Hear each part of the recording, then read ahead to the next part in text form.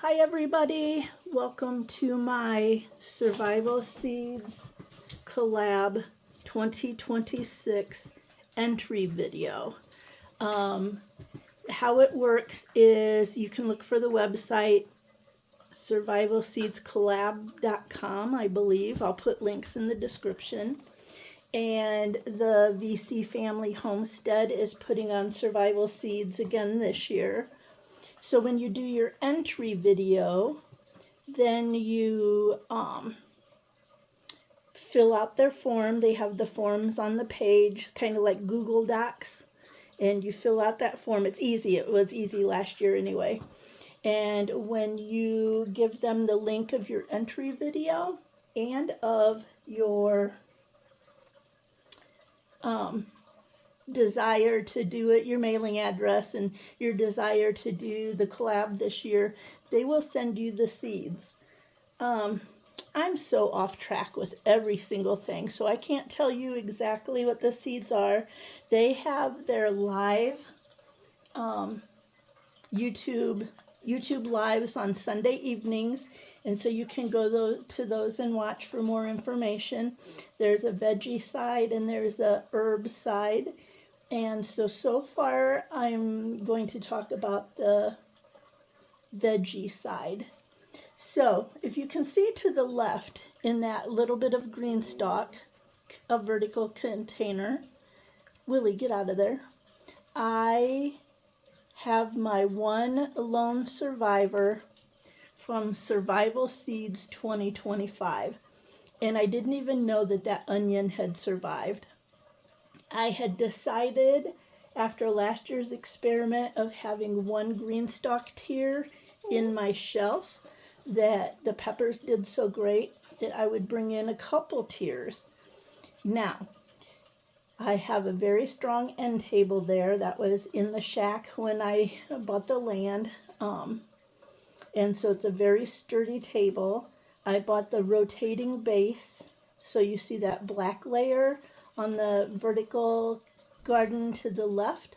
That spins, and I don't know how they make it, but it spins so easy. It's got some kind of bearings in there, heavy duty. It spins really good. And then it's got the pockets. So I have a regular original pocket, and then I have a leaf pocket. So one of the pockets are taller. One of the tiers is taller. Where the onion is, it's in a taller one. And the little pocket is called the leaf, and then on the very top is the water reservoir.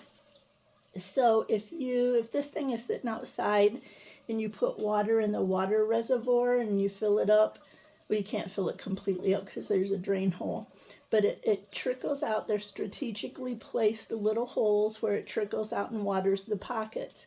Now I tend to water each pocket separately even when it's outside. But I bought the extra, with the base spinner, I bought the extra tube. So you can see that clear tube running to that kind of semi-clear pitcher. That is in case I put too much water in the green stalk grower and the water needs to drain. So it'll be caught in that pitcher. Yes, not the prettiest setup for a living room, but I don't care. It's okay. The onion, I'm not quite sure if the onion was from the Egyptian walking onions I ordered or if it was from the survival seed onions. I had started some from seeds and they did well until I killed them. I can start plants really well. I don't do a good job at all of keeping them alive. So I don't know which type of onion it is, whether it's a regular bulb onion or whether it's a Egyptian walking onion. But when I brought that tier inside, about, I don't know, it's been 4 or 6 weeks ago that I brought the first tier inside because I had the plan to set this up, and there was the onion. Now, I don't know if the bulb is any good underneath because the tier had been outside and neglected and in horrible shape while dried up, but it still had greens on the top. So I've been watering it, and I've been cutting some for like gardens to sprinkle on salads, green onions to sprinkle on salads, or I like them on my scrambled eggs, things like that. So there, I had a success. The one lone surviving success from 2025 survival seeds is that onion right there. So, I have been working in other collabs, kind of vaguely, over the winter, the winter indoor growing or gardening. I always mess that up. And the micro dwarf collab. I've been working on those. That's why you see so much green up there, and I'll do a separate video on that, on those, my progress on the micro dwarf growing and the winter indoor growing. But I have had some successes in here with those things. I did start moving things around so that I am ready for starting more seeds that will be transplanted outside. So I started to move some of the plants that were in the containers, like on the top shelf. There's an empty container there by the squirt bottle that had the orange hat micro tomatoes in it. They're now in the green stalk vertical planter. That pepper, you see the real tall pepper plant in the hydroponics, that I want to move over to the vertical planter. And then there's a tomato plant that's got blossoms on it in my hydro garden and hydroponics garden. So that one I'll probably leave there. But I'm working on clearing those things out today. I have the day off from work for a calendar holiday.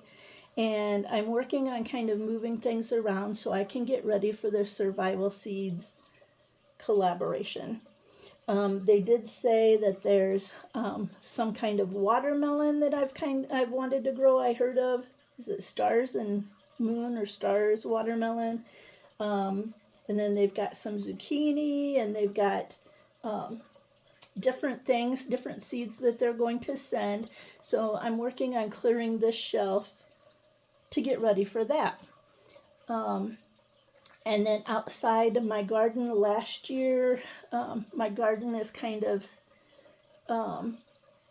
rolling down the slope, so I need to finish the project I did of keeping the rocks in the garden and getting the planters ready. I use exclusively, I've been using raised gardening techniques with kind of a hugelkultur hint of hugelkultur, because I fill the tanks at the bottom with wood, firewood, sticks, that kind of thing. That is, a lot of it is green. It's not completely dried. And so that seems like that's really been helpful. So the problem with me is that I forget to water, and then we've had droughts and we've had super hot spells. So I need to figure out how to get shade cloth and place shade cloth because I lose so many of my plants during the summer from neglect, from heat, and from the straight up sun. So that's what I'm working on. So the other plants I have indoors now are not yet a part of Survival Seeds. I don't think, no, because the peppers are different peppers. So that's my plan so far. Let me see if I can get over here.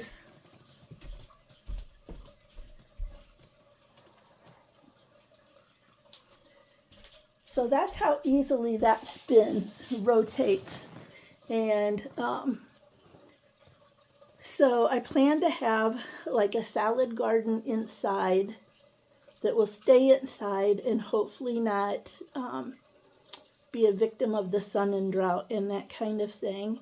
And then my survival seeds, I hope to start those plants and get them outside. And this is what I'm working on today.